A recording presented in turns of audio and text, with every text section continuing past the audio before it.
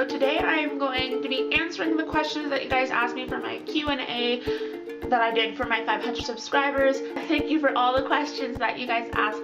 I'm going to try and make this video as short as I can, but I'm going to also try and answer all the questions truthfully. My phone for some reason won't bring up all the questions, so I have my laptop here. So if I'm looking down, I'm going to be looking at the computer. So let's just get started so this video is not 40 minutes long. And I apologize in advance if I butcher your username.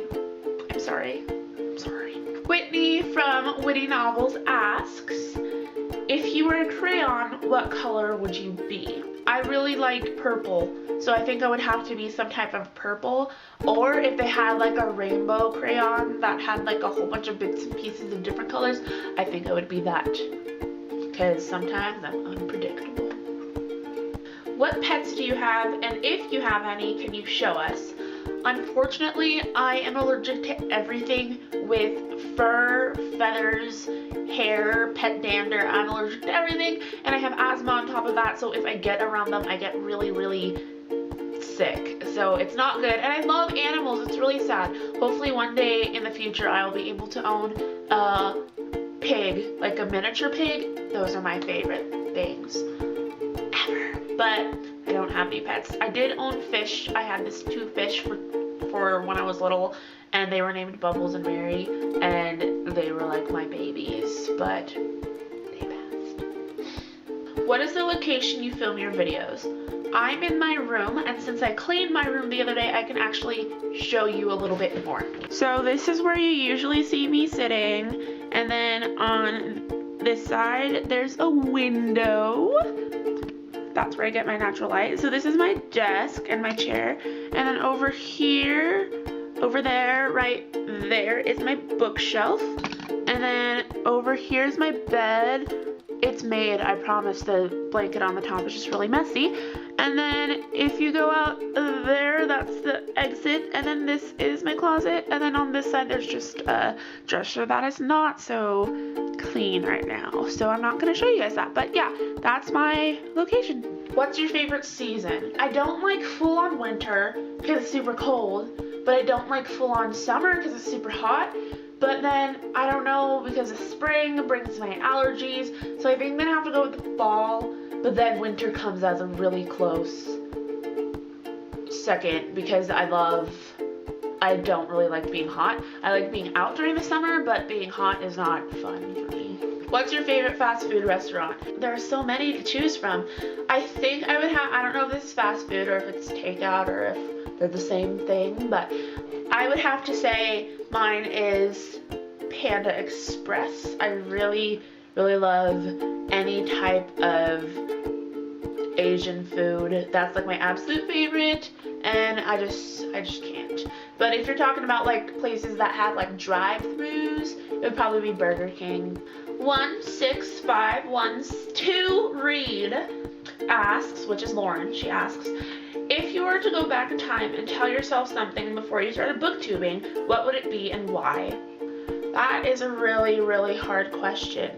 I would probably tell myself that you don't have to be perfect at the beginning, because I used to apologize for myself for not having edited videos right, or I would not look at, I would be like, oh my gosh, you guys, I'm so sorry that this is a bad video or something. And it's like, no, you're learning. And I also used to beat myself up every single time I got a thumbs down on one of my videos, and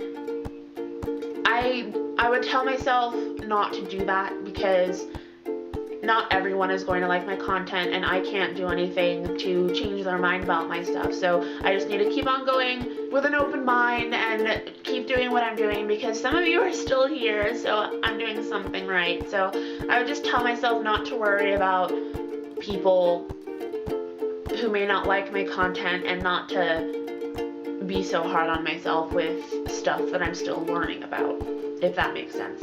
Eli Lee says, what book do you recommend to someone who wants to start reading?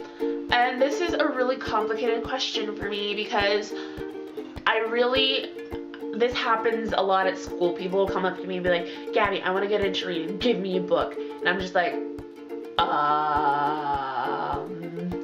But But I think I usually ask the people one of two questions. I either ask you what kind of TV shows do you like to watch, because I can kind of tell from the TV shows that they like to watch what kind of things they would like to read, or I ask them like what type of books they would probably want to get into, like more realistic fiction, or if they want something that's kind of fantasy or dystopian or sci-fi, and then I kind of choose from there. But in general reading, I would probably, for the YA age group, because that's what I read predominantly, and I would be able to give good advice on other age groups because I don't really know too much about them. Maybe middle grade, but adult I don't really know too much because I don't read too much adult.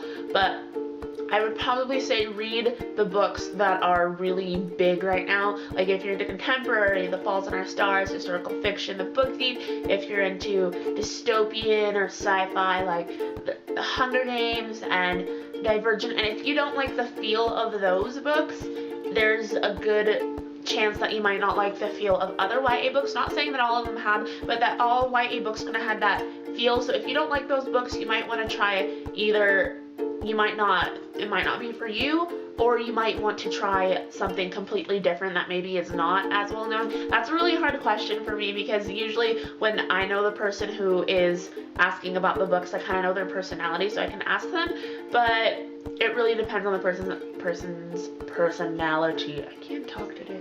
Retrify123 asked, if a character from a book had to be your best friend, who would that character be, from what book, and why?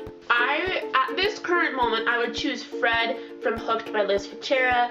I just want to be her friend so bad. I don't really like golf, but I feel like she would teach me, and she would teach me about so many things, and we could talk about both of our cultures, and we could just share what we do differently from other people because of our culture and our families, and I like it, yes. Cutie2Shoes88 asks, I would like to know who your favorite naturalistas here on YouTube are.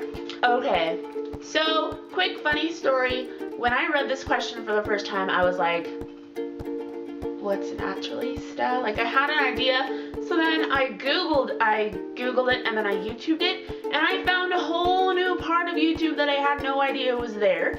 So thank you, Cutie2Shoes88, and I'm going to explain this to you guys in as less time as I can because a lot of you are probably like, what? So when you are African American, your hair consistency is really different, and a lot of people get this straightening cream in it. It's either called like a perm or a relaxer, and it straightens your hair so then it's straight, yeah.